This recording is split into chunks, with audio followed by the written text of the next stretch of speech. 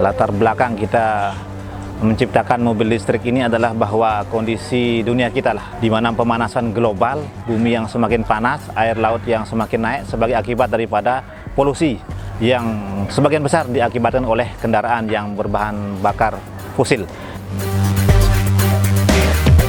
Nah, berangkat dari itu semua, maka kami untuk meng-create lah sebuah kendaraan yang ramah lingkungan, yang dia itu tidak berefek kepada pencemaran lingkungan.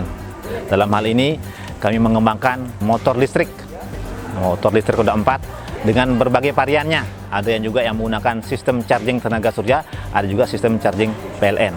Jadi itu semua kami lakukan dengan tujuan besar bahwa kita harus menyelamatkan bumi.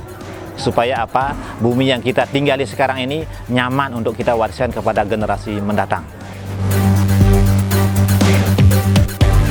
Kendaraan listrik ini terus terang di tempat kami buat banyak variannya. Mulai dari yang pertama, yaitu ATP tenaga surya. Motor yang biasa digunakan di tempat-tempat wisata itu ukuran kecil untuk satu orang. Itu kami buat yang pertama, kemudian kami kembangkan lagi dengan menciptakan sepeda listrik. Jadi sepeda listrik dengan daya yang tidak terlalu besar. Kemudian ada yang varian ketiganya itu yang menjadi booming juga, yaitu mobil listrik pengangkut sampah. Nah, itu sudah dipesan banyak. Jadi yang sudah beredar di lapangan sepertinya lebih dari 50. Itu merupakan karya dari siswa dan guru-guru di sini. Kemudian juga ada kami konversi. Ada motor atau mobil biasa konvensional yang sudah mungkin uzur secara usia, sudah tidak efektif dalam pemakaian, sudah boros dan sebagainya, itu kita konversi. Kita rubah menjadi mobil listrik atau menjadi motor listrik. Jadi dalam hal ini memang kami maksimalkan keterlibatan siswa. Mulai dari dia merancang, kita mulai menggambar dengan rancangan bentuk bodi dan sebagainya, itu kita libatkan siswa. Mereka melakukan sendiri.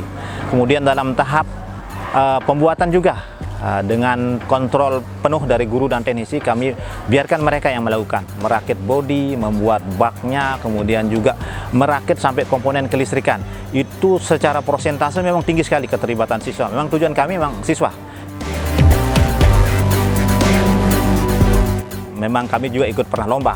Jadi dari sekian mobil listrik yang dibuat anak SMK, 15 di antara 15 itu kami ada di sana. Di Jakarta kami bawa kendaraan kami untuk dilombakan, menunjukkan kreasi bahwa kami bisa dalam ajang V-Vector, vokasi vektor yang diadakan oleh Kementerian Pendidikan waktu itu. Jadi sementara ini sasaran kami adalah pemakaian off-road, misalnya di hotel, di villa, di lingkungan sekolah, di kantor. Untuk penanganan sampah di sekitar itu kami siapkan mobilisasi yang dari tenaga listrik yang dia tidak berisik. Jadi kalau ada orang rapat di sana di kantor, tidak ada masalah, dia akan bisa berjalan mengangkut sampah atau mengangkut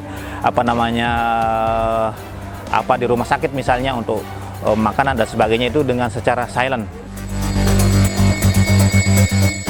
Jadi itu sementara ini kan kita masih sejenis home industry lah. Home industry itu ya membuat secara masih manual banget. Nah, kedepannya kami berharap sudah mulai merintis ke arah sana bahwa kami lebih menjadi otomatisasi seperti pabrik. Jadi ada line produksi di sini mengerjakan ini terus berjalan sampai di ujung sana dia sudah menjadi kendaraan yang siap pakai. Siswa-siswa calon lulusan kami nanti, kami berharap bahwa mereka memiliki pengetahuan yang cukup, memiliki keterampilan yang cukup untuk menghadapi tantangan masa depan. Bahwa teknologi mobil listrik ini sudah mulai sekarang kita lihat di negara-negara sudah mulai digunakan.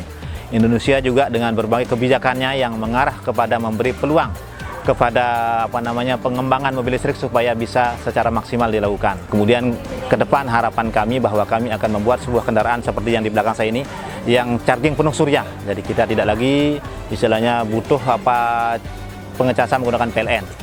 Jadi dia charging murni dari surya.